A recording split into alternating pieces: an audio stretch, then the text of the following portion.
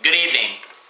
The wise foresee the evil and are protected, but the simple pass on and are punished. In June of 1940, the armies of Germany stood poised to accomplish what no one had ever accomplished throughout the whole of history. During the previous 4 weeks, France had fallen to the advancing divisions of the Wehrmacht, and in that moment, England stood alone against what was then the greatest evil that the world had ever seen. For if, in that moment, England had fallen, America, instead of having to have confronted Germany from across the 22-mile-wide English Channel, would ultimately have had to have confronted Germany from across the Atlantic Ocean. And this some 4 years before we were even ready to conduct the D-Day operation. Germany's military and strategic position would have been virtually impregnable.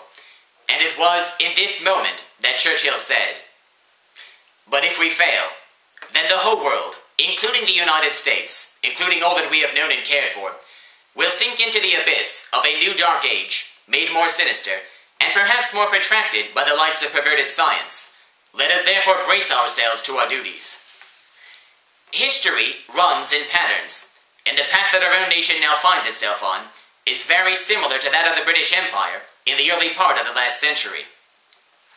In the 1920s, the British Empire stood astride the world. The British Navy protected our interest, both at home and abroad.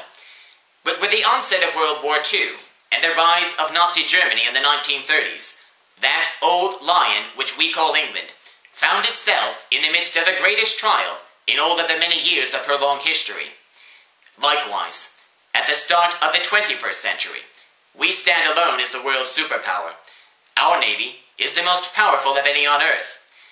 A supercarrier is defined as an aircraft carrier which can displace a minimum of 70,000 tons. At the present time, there are only 11 such capital ships in all of the navies in the entire world. All 11 of those are ours.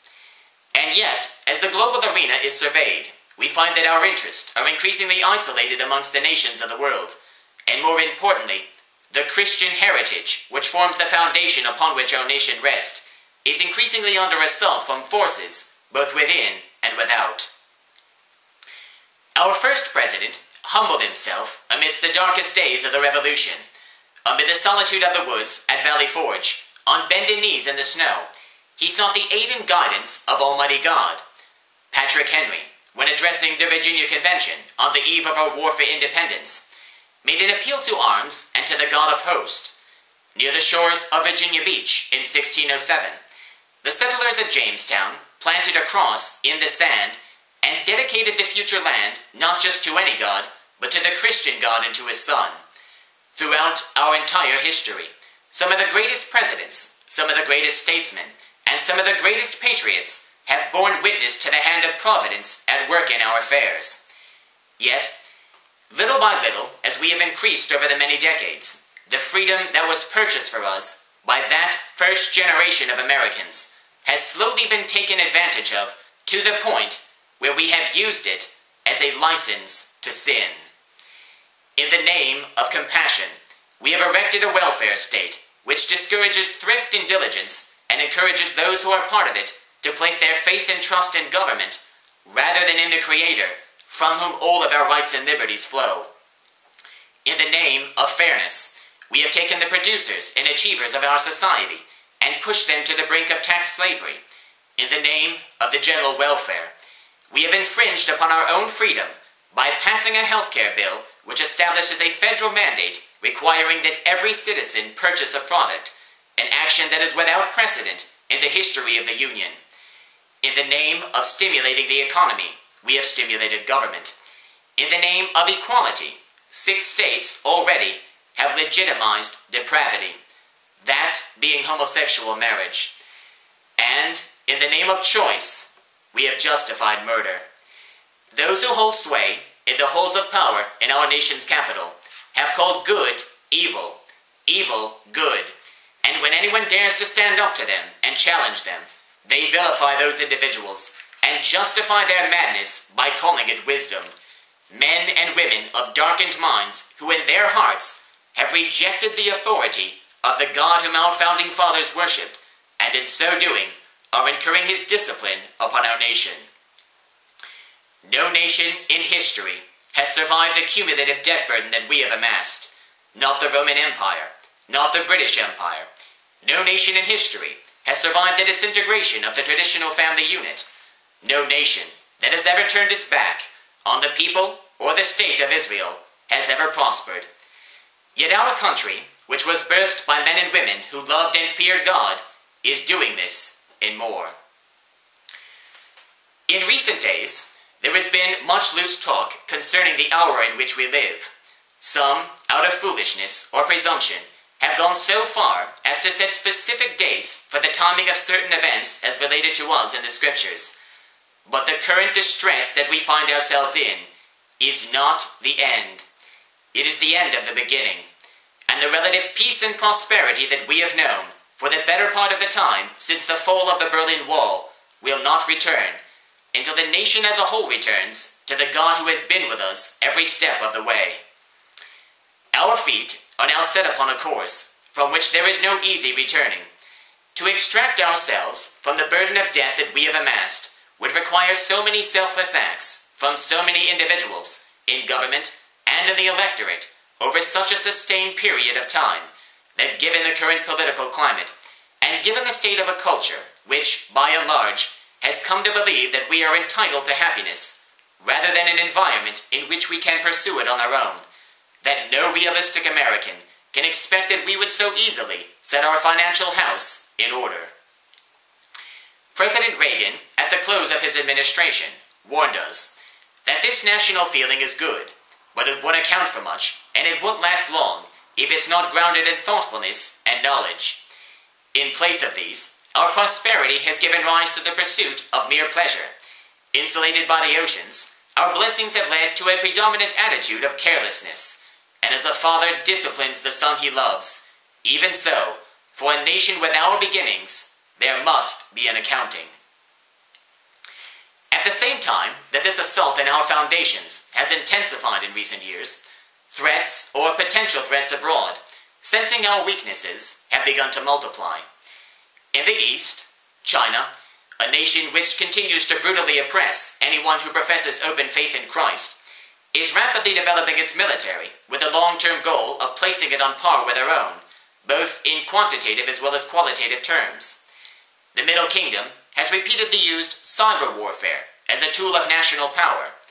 Proxies have been used to exert that power so as to deny any involvement, and neither we nor anyone in the West have successfully confronted the Chinese government about this publicly. The deployment of a new anti-ship ballistic missile, the development of a stealth fighter comparable to our own F-22 Raptor, an expanded submarine force, the recent acquisition of a 60,000-ton Soviet-era aircraft carrier, in addition to plans to outfit 4 more by the end of the decade, amount to the establishment of a new Chinese wall, meant not so much for keeping foreigners out, as for the long-range projection of power beyond China's natural maritime boundaries of the South and East China Seas, threatening our allies and American assets in the Western Pacific. Further west, Prime Minister Putin, taking advantage of our preoccupation with Iraq and Afghanistan, has used the intervening time period to reassert Russia's influence over its former republics. Russia's actions as of late clearly indicate that the Kremlin has adopted policy to resuscitate the empire. These actions include the deployment of 2 battalions to the Arctic Ocean region under the guise of protecting oil and gas interests, domestic oppression, including a long list of human rights activists, lawyers, and journalists who have died under mysterious circumstances, a tightening of the regulations on Protestant missionary organizations, the bullying of NATO candidates, increased pressure on the Ukraine from within and without to comply with the Kremlin's wishes, naval forays along our southern flank, including Russian ships visiting our antagonist, Cuba and Venezuela, and, under the guise of liberating like-minded ethnic enclaves, has undergone operations in the South Caucasus. We should remember that Nazi Germany, under the same pretense, once invaded the Sudetenland to rescue the Germans living there.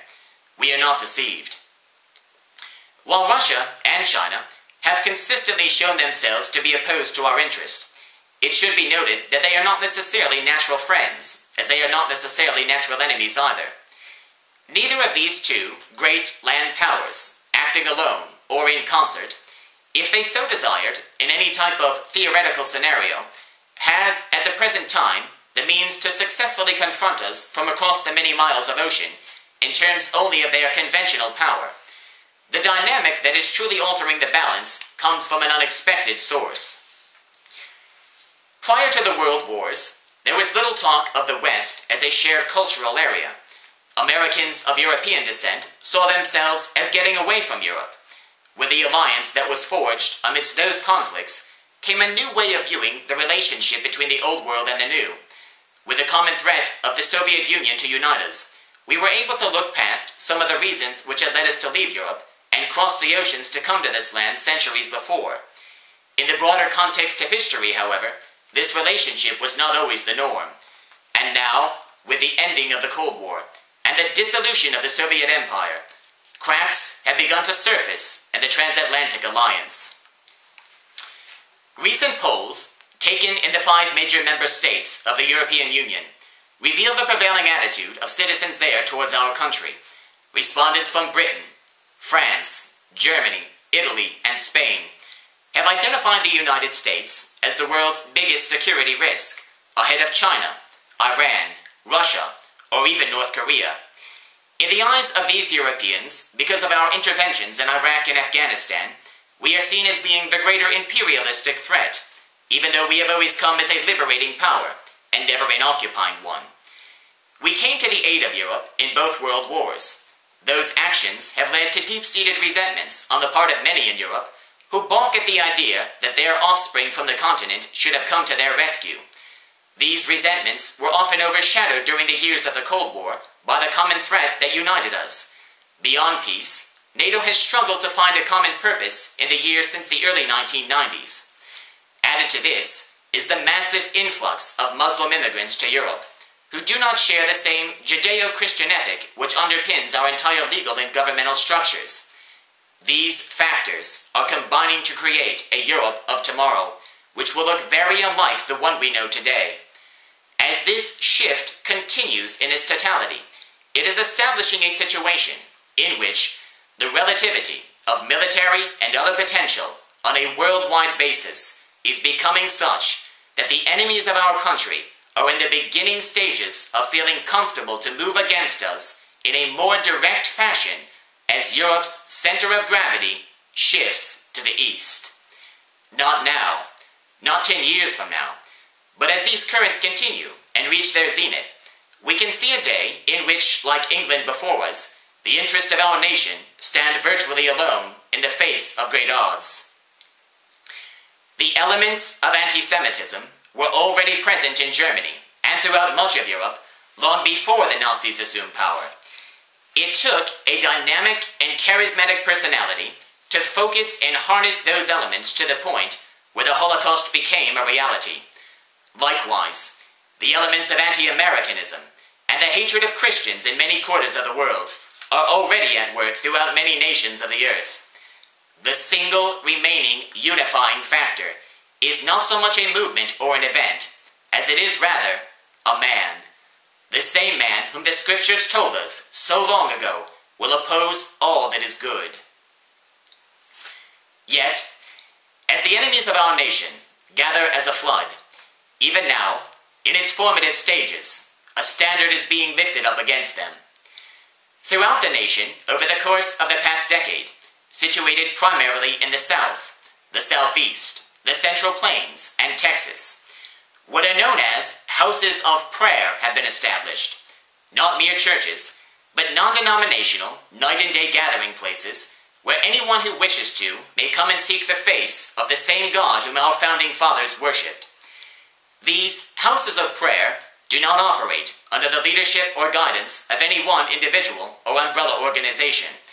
They all, however, share the same common goal of continual fasting and prayer for the nation. Our country was founded by men and women who had a certain understanding of our Christian roots.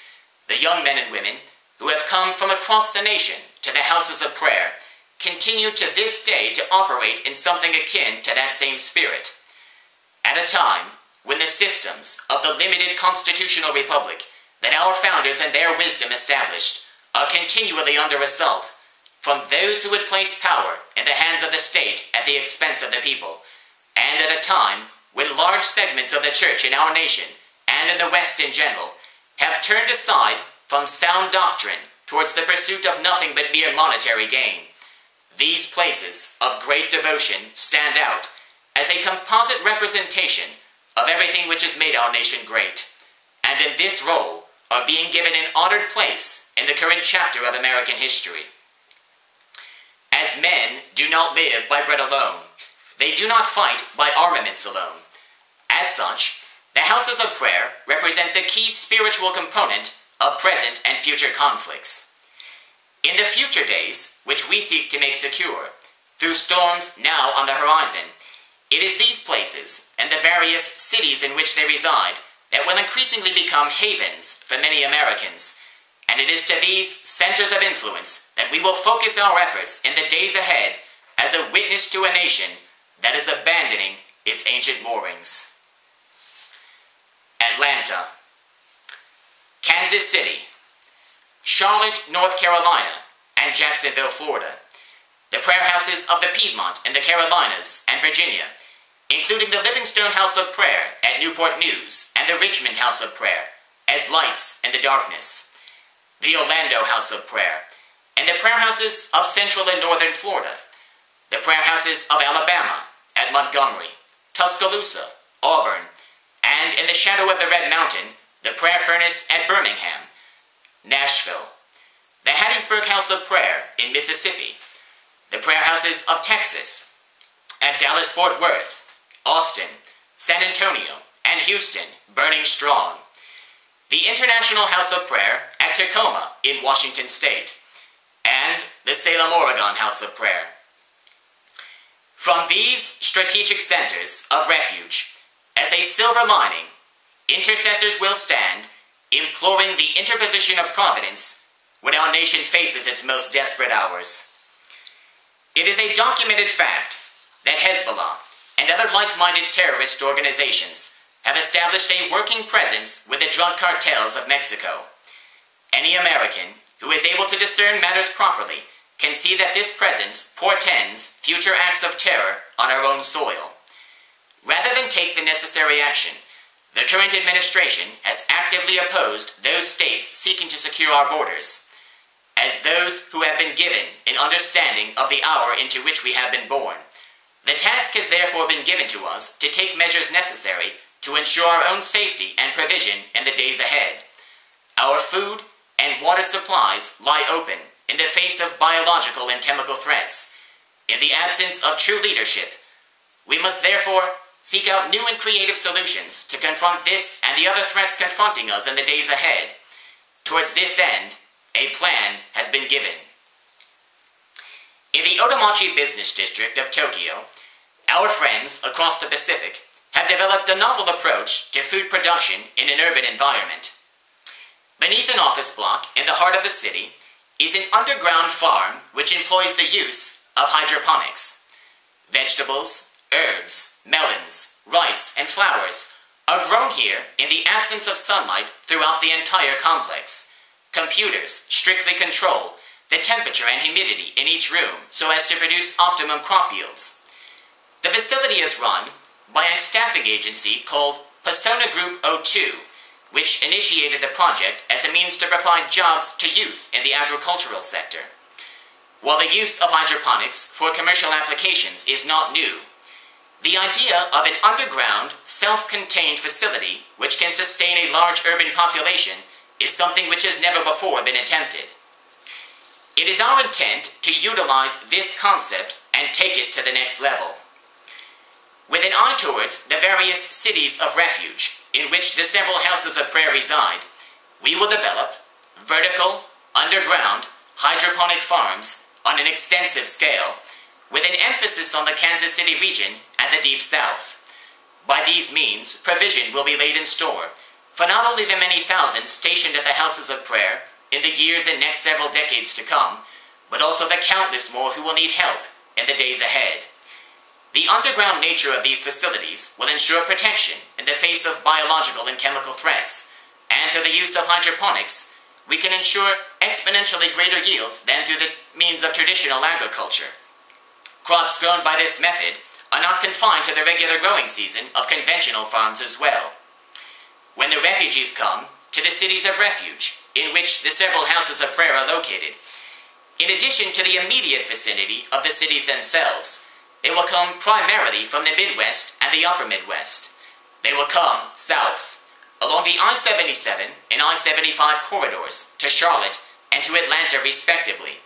They will come west along Route I-70 to the International House of Prayer and to a safety zone which is being established in and around the environs of Kansas City. When they come, they will need food, they will need shelter, they will need their physical as well as their spiritual needs ministered to. Above all, they will need the thousands of men and women, and especially our sons and our daughters, who will be alive at that time, who have given themselves completely to the true rock upon which our republic rests, which is none other than Christ himself. When they come, they will be looking for answers, and if we do not provide them, then no one will. This is the greatest moment of the houses of prayer. The scriptures tell us that Joseph was given 7 years of plenty in which to store grain in preparation for the 7 years of famine.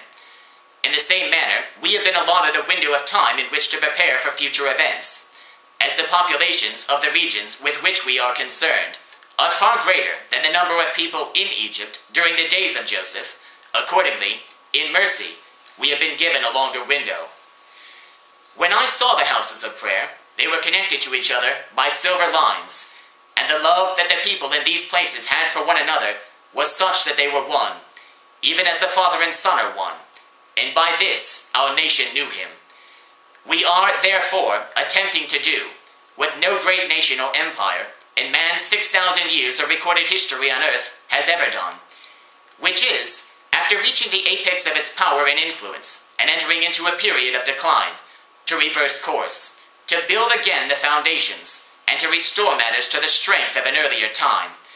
No president, no Congress, no piece of legislation will accomplish this. Only by national repentance and a returning to the true rock upon which our nation rests will it be done. Strengthen that which remains. Work while it is day, for a night is coming when none of us will be able to work. That those of understanding may help many, and that those who turn many to righteousness may shine as the stars forever. These verses in the coming years will be fulfilled in us, and what we do with this brief moment that has been given to us in the annals of our nation's history will be written for all time.